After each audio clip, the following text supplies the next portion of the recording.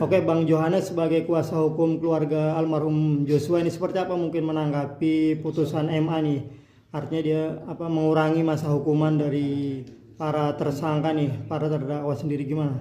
Baik, terima kasih rekan-rekan ya. Perlu kami sampaikan juga bahwa kemarin tanggal 8 Agustus Mahkamah Agung mengumumkan melalui Kahumasnya amar putusan kasasi Ferdi Sambo dan kawan-kawan ya, amar putusannya. Itu pun putusan diumumkan sore hari ketika jam sholat asar ya. Perlu kita ketahui juga bahwa kami sangat menyesalkan ada beberapa hal. Yang pertama, Mahkamah Agung tidak pernah mempublikasikan, mensosialisasikan mengenai kapan jadwal putusan ya. Berbeda halnya dengan putusan sidang pengadilan tinggi. Pengadilan tinggi sangat membuat terobosan. Dia beberapa minggu sebelum putusan digelar tanggal 12 April, Pengadilan Tinggi melalui Humas sudah mempublikasikan kepada rekan-rekan semua dan kepada kami semua. Bahkan pada saat sidang putusan Pengadilan Tinggi banding, kami diberi kesempatan untuk menyaksikan sidang pembacaan putusannya. Nah, kembali lagi, Mahkamah Agung ini harusnya menjadi contoh yang baik ya.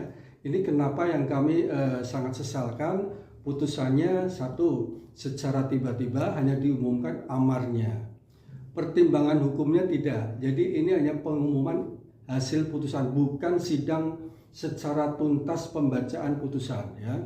Nah, mengenai isi amar putusan yang menganulir putusan Pengadilan Tinggi yang mengeluarkan putusan Pengadilan Negeri, diskonnya 50% rata-rata ya. Ferdi Sambo yang semula hukuman mati kemudian divonis kasasi seumur hidup. PC 20 tahun menjadi 10 tahun 50%. KM yang 15 tahun menjadi 10 tahun. Kemudian Ricky Rizal 13 tahun menjadi 8 tahun ya. Setelah mendengar putusan ini, kami pun langsung komunikasi dengan pihak keluarga. Ibunda almarhum Joshua, Ibu Rosti Simanjuntak, dia sangat menangis, sedih, kecewa. Ya, kami maklum. Karena tidak siap mendengar putusan yang langsung diumumkan oleh Mahkamah Agung tanpa pemberitahuan terlebih dulu. Ya, ini berarti transparansi mekanisme pembacaan isi putusan Mahkamah Agung kurang transparan dan ini sangat mengecewakan. Ya, mengenai amar putusannya ini makin menambah kekecewaan dan keprihatinan dari pihak keluarga maupun kami anggota dari penasihat hukum almarhum Joshua ya. Kenapa demikian? Karena pada saat tingkat pertama Pengadilan Negeri sudah memiliki kualitas yang baik putusannya ya. Maka boleh kami katakan juga Pengadilan Tinggi juga menguatkan ya. Dalam asas hukum ada judicium deo, hakim adalah dianggap wakil Tuhan. Ini kami terapkan pada hakim di tingkat pertama dan kedua, bagus ya. Namun hakim yang mau vonis kasasi Ferdi Sambo, saya tidak bisa mengatakan itu ya. Namun demikian ya, kami menyampaikan, menegaskan lagi bahwa keluarga sangat kecewa ya, kecewa. Namun demikian secara asas hukum kami dari sisi perspektif hukum, di dalam hukum ada asas res judicata pro vettilate habetur. Artinya putusan hakim harus dianggap benar walaupun itu menurut pendapat kami tidak benar, tapi itu asas yang harus kita hargai bersama yaitu. Kemudian mengenai isi pertimbangan hukumnya, karena Mahkamah Agung belum mengumumkan pertimbangan hukumnya sehingga kami belum bisa menganalisa, mengkaji hukumnya bagaimana majelis hakim itu bisa merubah vonis-vonis hukuman tersebut. Karena pertimbangan hukum itu belum diumumkan ya, informasinya dalam waktu dekat. Seharusnya kalau memang putusan itu belum siap, menurut kami jangan diumumkan dulu.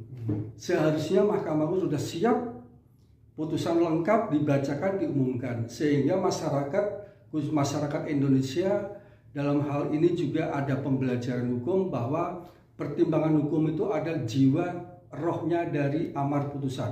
Amar putusan itu isi putusan ya. Jadi di situ yang kemarin diumumkan oleh Kabir Humas hanya amarnya. pertimbangannya kami masih meraba-raba apa yang menjadi pertimbangan hukum. Jadi itu yang kami juga tidak bisa menanggapi pertimbangan hukum apa sehingga majelis hakim bisa memberi putusan yang diskonnya sangat signifikan dan 50% gitu kira-kira. Oke, langkah hukumnya apa mungkin? Apakah ada PK mungkin Pak? Begini, mengenai PK ya, ini PK masalah pidana ya. Kalau dari perspektif hukum di dalam pidana itu kan berlaku hukum acara pidana ya. Di dalam pasal 263 ayat 1 memang di situ dibatasin PK dapat diajukan oleh terpidana atau ahli warisnya ya, dapat diajukan oleh terpidana atau ahli waris. Itu pasal 263 ayat 1 ya. Kalau disimak dari norma pasal 263 ayat 1 tersebut memang di situ tidak ada kalimat jaksa dapat PK. Akan tetapi kalau menurut saya di dalam KUHP tidak ada larangan jaksa penuntut umum untuk melakukan PK ya. Memang ini kalau memang jaksa penuntut umum yang menjadi wakil dari pihak korban ingin menegakkan keadilan demi kemanusiaan ya, tidak ada salahnya kami harapkan bisa melakukan terobosan untuk mengajukan PK agar nantinya dalam PK itu hakim peninjauan kembali dapat menganulir putusan kasasi. Karena di dalam upaya hukum PK itu kan harus ada sepanjang ada kekhilafan atau kekeliruan majelis hakim kasasi dan atau ada novum, itu alasan PK ya. Namun demikian kami kembalikan ke pasal 263 ayat 1 tadi ya. Nah, ini apakah nanti jaksa penuntut umum mau mengajukan PK atau tidak ya? Kami tidak bisa memaksakan, tapi itu internal ke jaksa bagaimana ya.